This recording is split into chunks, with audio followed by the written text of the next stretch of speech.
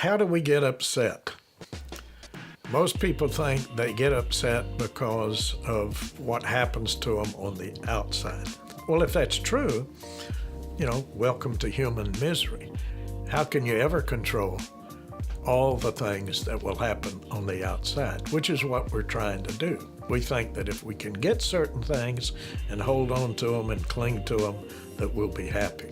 And if we can avoid other things that we don't want and like, which has a lot to do with how other people are, then we can be happy and content. So I'm clinging, which is a sure sign of unhappiness, and avoiding unpleasant, and that somehow happiness and joy is somewhere in between. Well, I hate to be the bearer of bad tidings, but that doesn't work. How most people struggle is exactly in those two ways. So I want to talk about how we really do suffer is what we've called the narrator, or my favorite, I call the narrator the 95 maniacs in your head.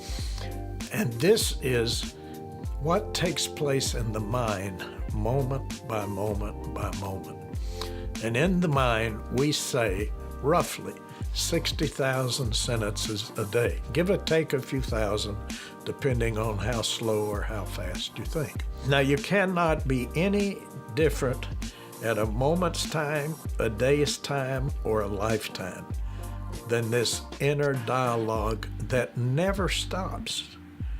So if we're disturbed, we're not disturbed by the outside, but our view of the outside. And with this narrator, or we could even say it's the doorkeeper, that all the things that we perceive, we have a perceptional view, and perception is the science. It's the seeing, the smelling, the tasting, the hearing, the sensing. All these are coming in from our environment. But the narrator, or the maniac, or the doorkeeper, interprets the perception into what we call the conception, or simply it's the words and sentences in our head. It's how we interpret the things that we see coming from the outside. Now, it's good that it's this way. That's the good news, because if it really were the outside that causes you to feel the way you feel, well, why are you tuning in here? Or all the people that I've seen over the past 45 years, I would just have to pat on the back say, gee, I hope wonderful things happen to you today, because you'll be totally out of control of your life. And your happiness would be something impossible to obtain, because we can't cling to a world that's constantly changing, and we can't avoid unpleasantness that is there for all of us. So these 60,000 sentences, the narrator, is how we calm and quiet the mind.